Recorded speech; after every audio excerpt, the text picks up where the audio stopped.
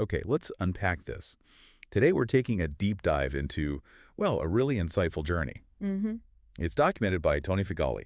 He, along with his friend Ashraf Ahmad, visited 9 different makerspaces across Europe. 9 of them. Wow. Yeah, and these weren't just quick tours. They're more like an invitation to really observe, to maybe slow down a bit. Right, to notice things. Exactly. Notice things we usually miss in our fast-paced world.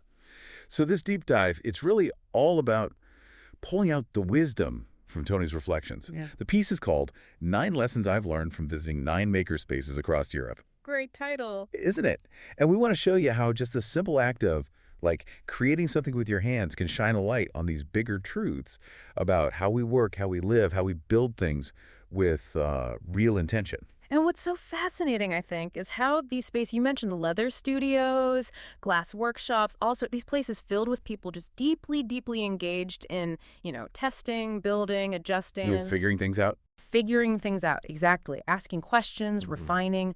They offered lessons that really go way beyond the workshop floor, don't they? Absolutely. So yeah, we're going to pull out a few core insights today, things that might even, challenge how you think about efficiency or learning or what it really means to make something valuable. Okay, so let's get into it. What really jumped out from Tony's notes and what we really want to focus on for you listening. There were several really powerful lessons. Let's maybe start with this one idea he observed. Clarity and craft move at the same pace. Ooh, I like that. Yeah.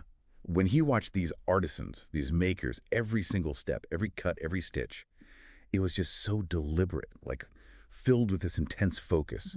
There wasn't really any guesswork. It was just pure, like, present attention. That's such a powerful point, isn't it? Because it's not just about making, physical objects. Well, Think about, I don't know, strategic planning or software development, maybe even building a strong relationship.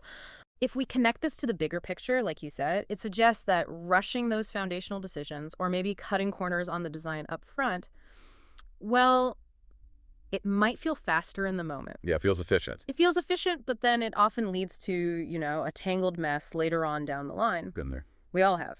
So true craftsmanship, really, in whatever field, it seems to demand that initial deliberate focus. That care ensures the final thing, whatever it is solid, robust, and truly, as he puts it later, built with care.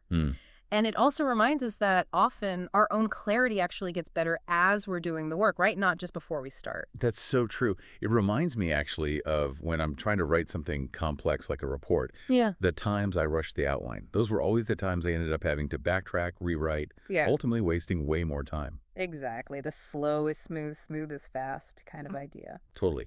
So, okay, if clarity and craft need that intense present focus, what does that say about the pace of things?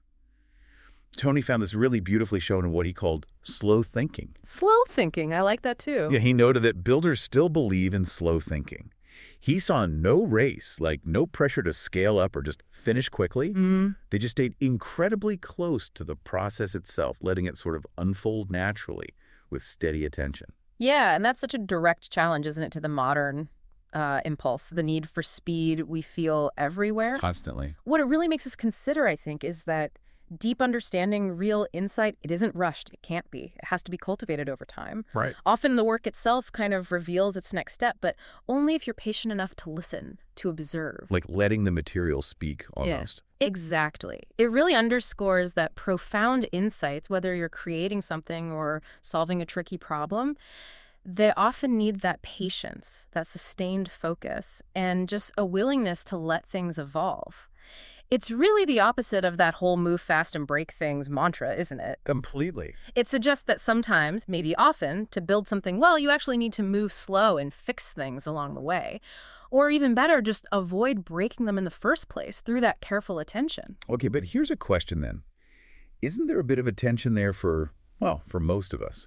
We operate in a world that's driven by deadlines, pressure to scale, quarterly results. Sure, the reality. How do we square this ideal of slow thinking with that practical reality we all live in?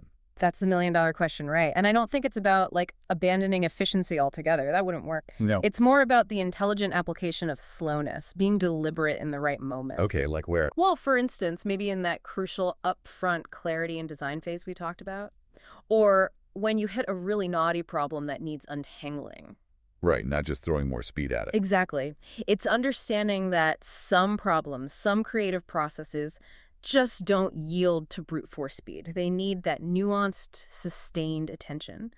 What these makerspaces demonstrate, I think, is that investing time upfront, that slow thinking at the start, often saves time and resources later. Because the output is just better. It's better, it's more aligned with the original intention, it's less likely to need major rework, it's built on a solid foundation. That makes sense. And speaking of intention and foundations, another really powerful lesson Tony picked up was about the environment. He said, learning grows in the right atmosphere. Ah, the space itself. Yes, the most thoughtful spaces he visited didn't just have tools lying around. They felt open, welcoming, lots of natural light. Things seemed to invite exploration. Yeah. Everything felt accessible, purposeful. Nothing felt cluttered or in the way. And what's fascinating there is how that intentional design, how crafting the environment itself can naturally invite creativity and that kind of deep work we're talking about. Right. And the right atmosphere, it isn't just about the physical space, is it? It could also be about fostering, say, psychological safety in a team. Oh, good point, where people feel okay trying things. Exactly, where experimenting isn't penalized if it doesn't work out immediately.